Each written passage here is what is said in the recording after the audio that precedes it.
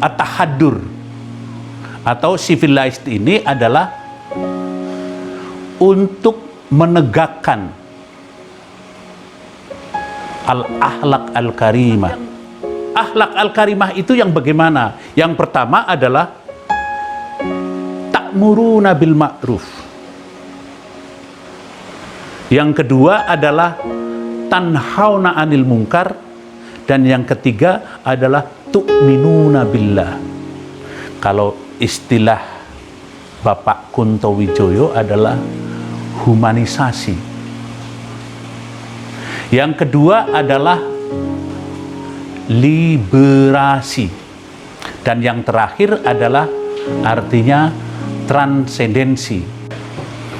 Bismillahirrahmanirrahim. Assalamualaikum warahmatullahi wabarakatuh.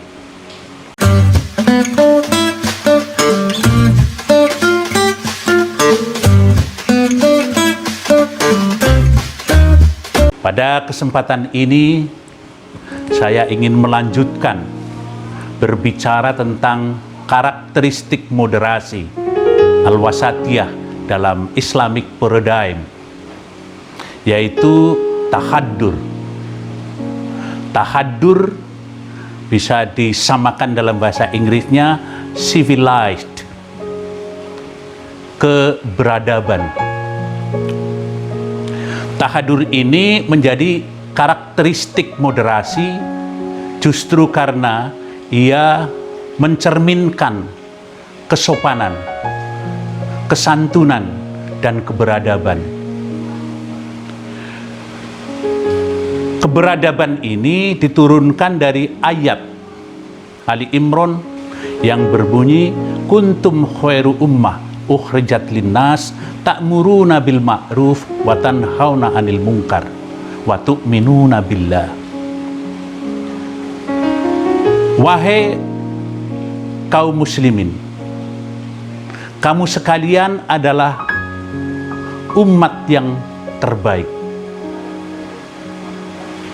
yang dipromosikan, yang dikeluarkan, yang diproduksi, atau yang disejarahkan di tengah-tengah manusia agar memerintahkan kebaikan al-ma'ruf dan mencegah kemungkaran dan beriman kepada Allah Subhanahu wa ta'ala. Ayat ini terdiri dari 4 suku kata. Kuntum khairu ummah ukhrijat linnas. Yang kedua ta'muruna bil ma'ruf tanhauna 'anil munkar, dan yang keempat tu'minuna billah.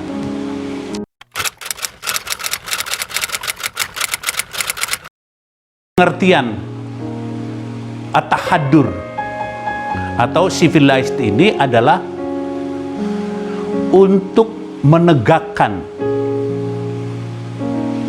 al-akhlak al-karimah, karakteristik identitas khairu ummah, identitas dari khairu ummah, untuk menciptakan kemanusiaan, untuk mewujudkan kemanusiaan, kalau di Indonesia kemanusiaan yang adil dan beradab, dan kemakmuran. Jadi tugas pertama moderasi adalah untuk menegakkan akhlak al-karimah yang termaktub di dalam ayat ini.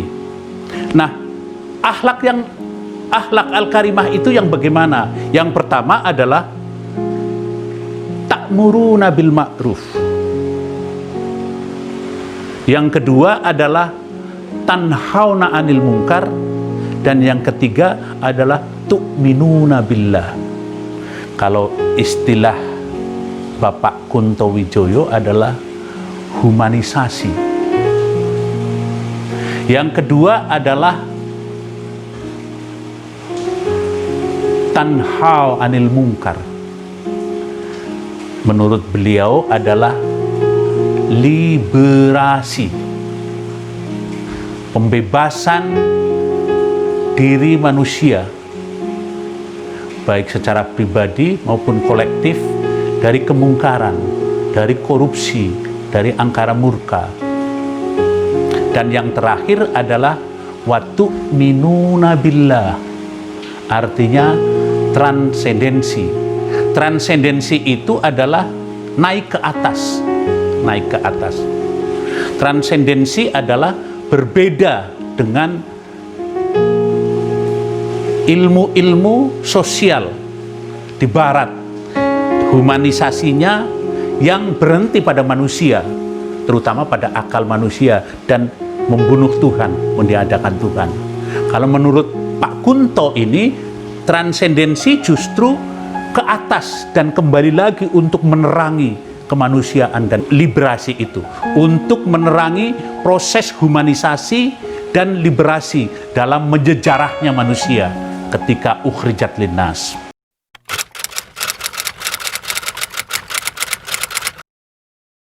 Di dalam pengertian Pak Kunto, humanisasi adalah semacam pemanusiaan manusia.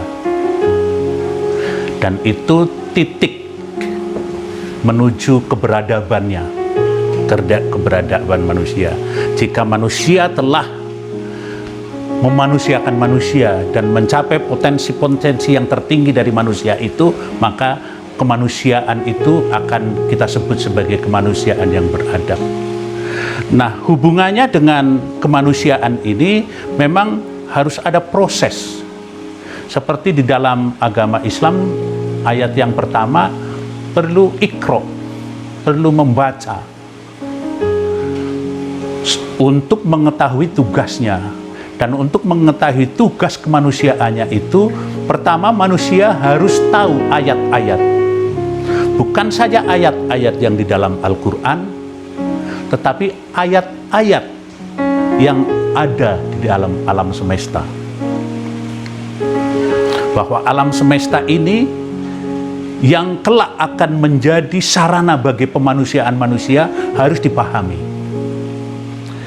Dan yang kedua, harus tahu ayat-ayat yang di dalam dirinya sendiri, terutama dia manusia yang diberi martabat dan diberi amanah untuk melakukan amar ma'ruf itu.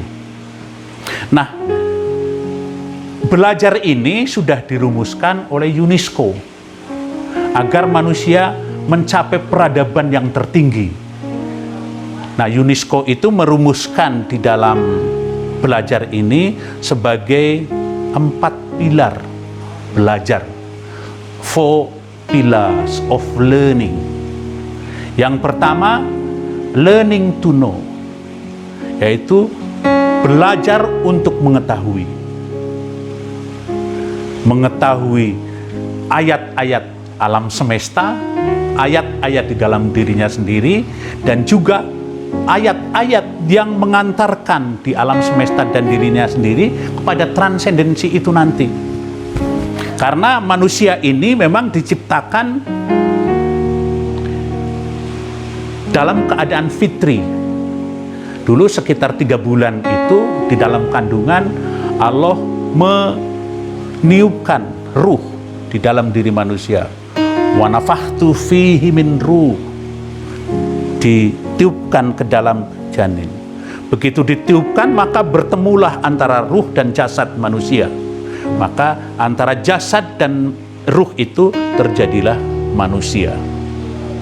Manusia ini dengan terciptanya ruh, bertemunya ruh dan jasad ini menjadi manusia yang mempunyai kekuatan. Kekuatan ini ada 3, yaitu 1 kekuatan yang kita sebut sebagai hawa. Yang kedua, kekuatan akal. Dan yang ketiga, kekuatan hati. Kekuatan hawa, kekuatan akal, dan kekuatan hati. Tampaknya hawa ini akan menarik ke bawah kepada dehumanisasi.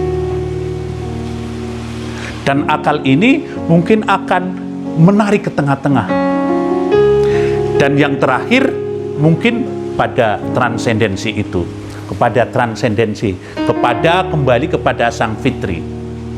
Nah, karena itu yang pertama proses ini harus diketahui, yaitu yang dirumuskan oleh UNESCO itu dalam 4 pillars of learning itu learning to know, itu yang pertama. Yang kedua adalah learning to do. Learning to do adalah mengaplikasikan apa yang diketahui dalam kehidupan sehari-hari. Yang kalau di dalam ajaran agama Islam, wa'amilu solihat, untuk bisa berbuat baik sesuai dengan pengetahuannya. Pengetahuan tentang potensi-potensi kemanusiaan, humanisasi itu, yaitu amar ma'ruf itu. Dan yang ketiga adalah learning to live together. Jadi learning to live together, kalau kita kembali ke ayat itu, ukhrijat linnas. Bagaimana ukhrijat linnas itu? Agar manusia itu menyejarah dan belajar hidup dengan orang lain, belajar hidup dengan sesamanya, bagaimana menghormati, menghargai, beramal ma'ruf. Ini adalah proses humanisasi manusia. Kalau mungkin juga semacam muamalah ma'anas, humanisasi. Learning to live together, hidup berdampingan sesama manusia untuk menjaga koeksisten, kedamaian, keseimbangan, dan tetap tawasud. Nah, yang terakhir adalah learning to be, belajar untuk menjadi. Yang kita sebutkan dalam surat tadi adalah wa tu'minuna billah, untuk beriman kepada Allah, untuk bertransendensi. Itulah yang pertama. Jadi learning to do, learning to know, learning to do, learning to live together, and learning to be. Ini proses humanisasi manusia.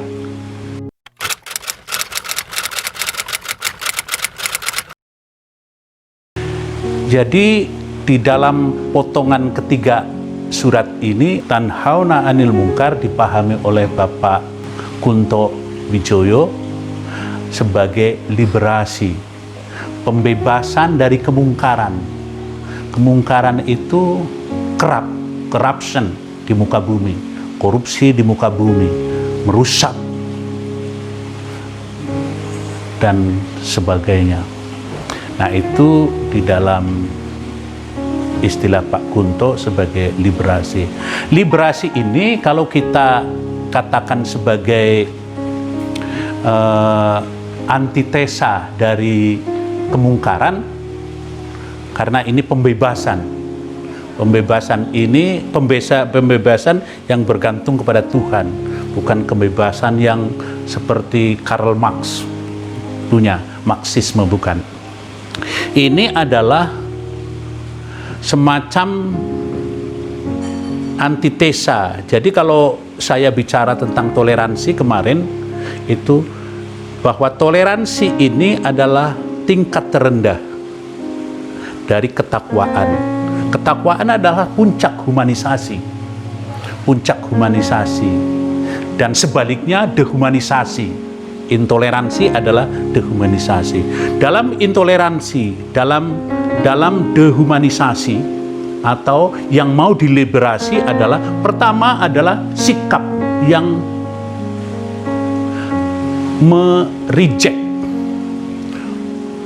reject itu menolak kehadiran orang lain, paham-paham orang lain, perbedaan itu ditolak, dan ini termasuk intoleran, dan ini perlu dibebaskan dari sikap-sikap rejective gitu ya, sikap-sikap penolakan terhadap perbedaan, terutama terhadap pluralisme, kebinekaan. Nah, yang kedua ini tadi yang saya katakan, ini bisa di dalam Al-Quran itu disebutkan laqad khalaqna insana fi ahsani taqwim summa radadnahu asfala safilin. Jadi ini intoleransi termasuk rejection ini, itu tingkat yang tertinggi dari dehumanisasi. Jadi liberasi adalah tindakan untuk humanisasi, untuk mencegah dehumanisasi itu, yaitu toleransi reject itu. Reject perbedaan orang lain, orang-orang yang berbeda di reject. Kemudian yang kedua, membatasi orang lain, gerakannya, organisasinya, pendapat-pendapatnya tanpa musyawarah dan sebagainya ditolak. Ini termasuk intoleransi. Itu tingkat yang kedua, terendah. Dan lebih rendah lagi, itu adalah oppress. Oppress itu semacam memaksa, menindas, oppression. Ya, ini biasanya dilakukan oleh para penguasa yang rakus dan sombong, yang diktator dan otoritarian biasanya melakukan opres terhadap warganya sendiri, dan bahkan mayoritas bisa melakukan demikian. Dan yang keempat adalah dehumanisasi itu sendiri, yaitu menghilangkan nilai-nilai kemanusiaan, martabat kemanusiaan, hak-hak asasinya, kemudian nilai-nilai demokrasinya, menyatakan pendapat, kebebasan beragama, dehumanize. Dan yang kelima adalah murder, membunuh. Jadi orang-orang yang berbeda, kemudian agama yang berbeda, ras yang berbeda, kemudian mungkin bangsa yang berbeda dibunuh. Ini adalah proses intoleran, dan puncaknya adalah Holocaust. Itu membasmi bangsa.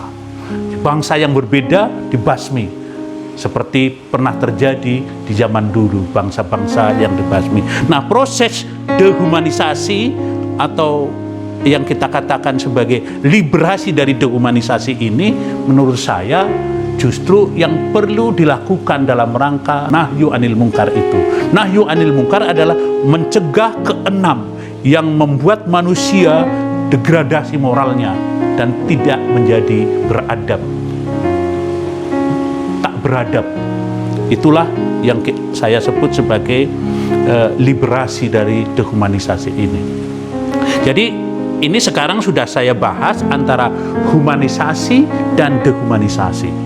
Humanisasi adalah proses pemanusiaan, dan liberasi adalah proses pembebasan dari angkara murka, yaitu potongan ketiga nahyu anil mungkar itu.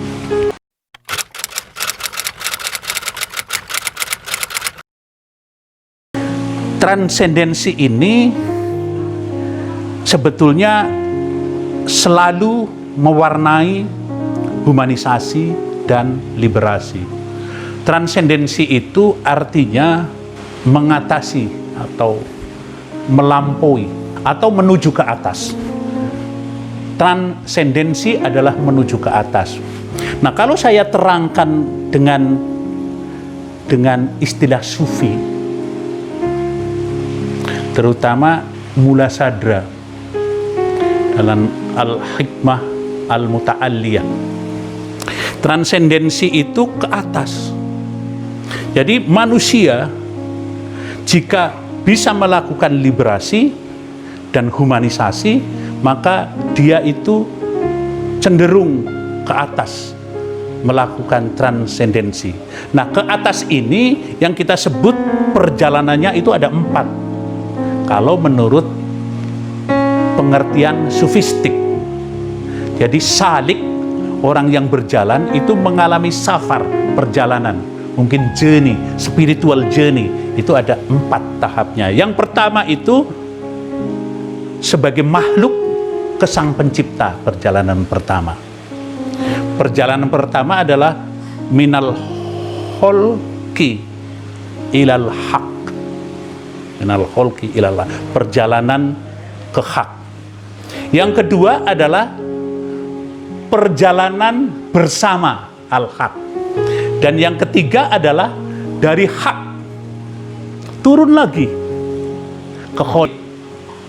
Dan nanti yang keempat al-haq bersama dan dengan al-khol. Nah, perjalanan ini 4 tahap ini ketika sampai ke puncak dan turun lagi, perjalanan ini telah membuat manusia itu sudah dengan sifat-sifat Tuhannya, untuk melihat sesama manusia kembali yang sudah dengan mata Sang Pencipta. Jadi kalau istilahnya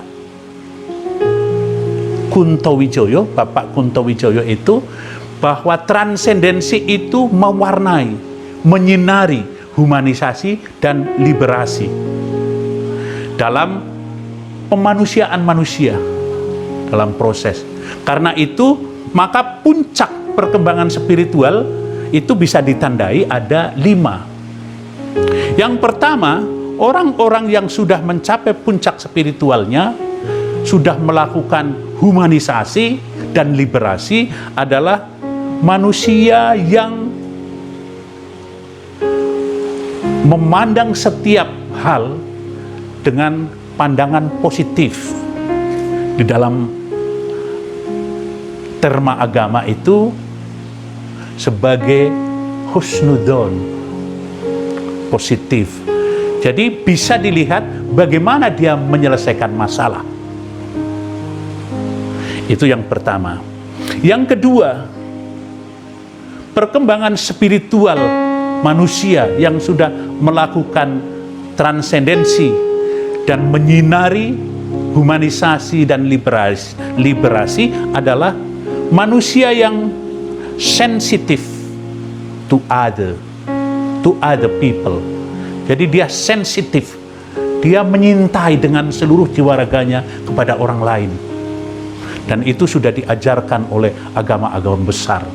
Menyintai kepada orang lain adalah semacam tingkat tertinggi setelah makrifah, ya. Jadi learning to know itu bisa mencapai makrifah. Dan yang ketiga adalah he has mastered. Dia telah menguasai dirinya. Dan dia tidak mementingkan diri, tetapi lebih untuk sesama hidupnya dan seluruh jiwa dan raganya.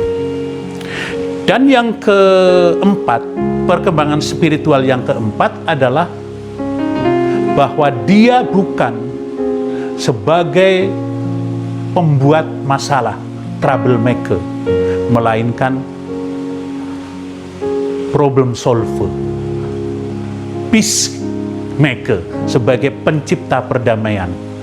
Di dalam surat Asy-Syura tadi disebutkan bahwa mereka adalah orang-orang yang lintalahum, yang hatinya lembut kepada sesama, wa'fu anhum, yang memaafkan kepada mereka, wastaghfir lahum, dan yang beri ampun kepada sesama. Dan yang terakhir, ini yang terpenting dari inti transendensi adalah seberapa kita menggantungkan kepada Allah Subhanahu wa Ta'ala di dalam hubungan kita dengan sesama dalam proses humanisasi dan liberasi itu. Nah, inilah yang kita sebut sebagai transendensi menuju kepada Allah Subhanahu wa Ta'ala, dan itu menjadi tujuan terakhir. Jadi puncak tujuan liberasi, humanisasi dan transendensi adalah Allah Subhanahu wa Ta'ala. Inna lillahi wa inna ilaihi raji'un. Itu.